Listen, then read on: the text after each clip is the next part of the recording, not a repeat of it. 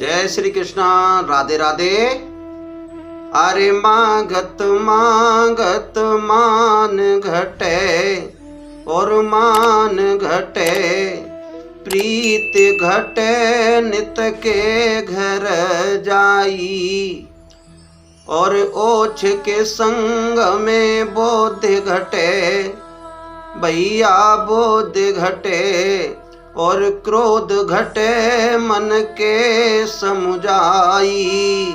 प्रिय मित्रों, आइए जो मैंने शब्द बोले हैं उसका कर दें थोड़ा अर्थ। मैंने कहा कि मांगत मांगत मान घटे, यानी किसी आदमी से किसी के घर पर कोई भी चीज आप लोग रोजाना मांगोगे तो उससे हमारा मान घट जाएगा, यानी सम्मान घट जाता है। और प्रीत घटे नित के घर जाई, किसी के घर पे आप रोजाना जाओगे, नित्य प्रतिदिन अपना काम बंद करके उसके घर बैठोगे तो प्रेम खत्म हो जाएगा। ओछे के संग में बुद्धि घटे। प्रिय भक्तों, जैसे लोगों में आप बैठोगे वैसी ही प्रवृत्ति आएगी। अगर आप जोहारी के पास बैठोगे तो वो जुआ खेलना सिखा देगा, और शराब पीने वाले के पास बैठोगे तो वो आपके हाथ में पैक पकड़ा देगा।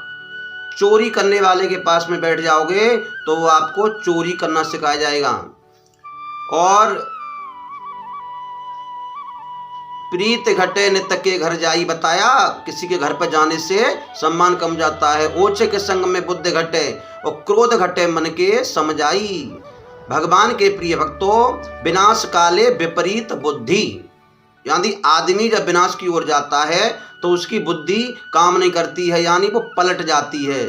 तुलसीदास रामायण में ये बात लिख रहे हैं कि जाकू प्रभु दोख दारन देही, और ताकी मते पहले हार लेही। बता रहे हैं बाबा तुलसीदास, भगवान जिसको कष्ट देता है, जिसको दुख देता है, उसकी बुद्धि को पहले ही हर लेता है। तो अगर कोई आदमी क्रोध में हो और सोच रहा हो कि आज मुझे मरना है, आज मैं रहूंगा नहीं, मैं मर जाऊंगा, तो उसे समझा दीजिए तो उसका क्रोध कम हो जाएगा। भाइयों, ये तो मैंने आपको बताया जो शब्द बोल दिए थे इसलिए। आइए अब आपको एक बात बताऊं, लेकिन आपसे ये मेरा फिर हाथ जोड़ के निवेदन है, थोड़ा समय निकाल लीजिए और इस वीडियो को पूरा देख लो। ये आपको गूलर का वृक्ष दिखाई दे रहा है, ये देखिए, दिख रहा है? हाँ, ये गूलर का वृक्ष जो होता है, जिसे आप देहाती भाषा में कहते हैं गुलरिया। जो भी प्राणी इसके नीचे से अगर निकल जाए, मालूम है कब? पूजा पाठ करके, कोई धर्म का कार्य करके, या कथा भागवत सुन के, या भोले बाबा की काबर लेके अगर इसके नीचे से निकल जाता है तो ये आपका आधा पुण्य छीन लेता है।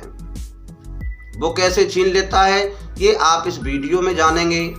देखिए, ये गूलर का वृक्ष जो है, एक उस समय की बात बता रहा हूं जब भगवान विष्णु ने हिरण्यकश्यप का पेट फाड़ा था। अच्छा, ये आपका आधा पुण्य कैसे छीन लेता है ये आप इस वीडियो में जानेंगे।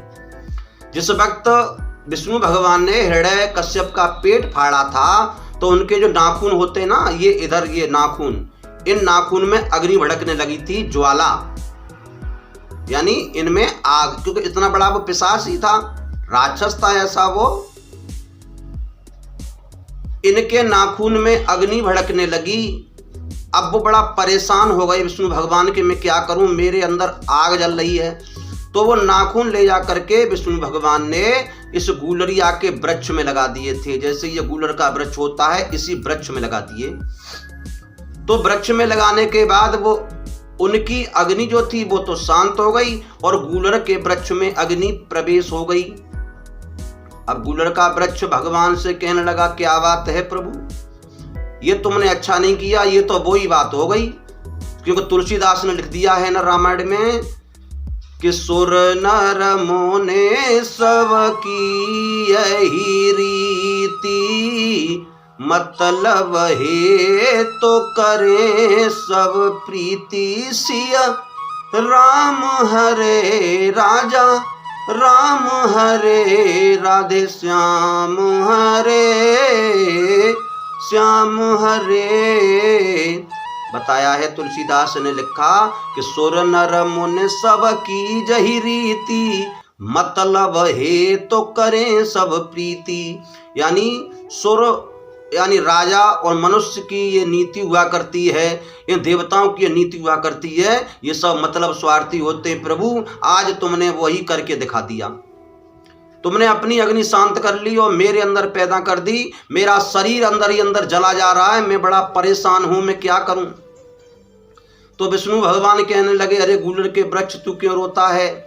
आज मैं तो तुझे ये वरदान दे रहा हूं, तुझे ये आशीर्वाद देता हूं कि जो भी प्राणी, जो भी मनुष्य पूजा करके, कोई धर्म का कार्य करके, भोले बाबा की काबर लेकर के तेरे नीचे से अगर निकल जाएगा तो उसका आधा पुण्य तुझे मिल जाएगा। समझ गए भक्तों। तो इसीलिए ये आपका आधा पुण्य छीन लेता है, यानी आपका आधा पुण्य छीन लेगा, आप पर आधा ही बचेगा। तो भाइयों, आशा करता हूं ये आपको समझ में आ गया होगा मेरा कहा हुआ।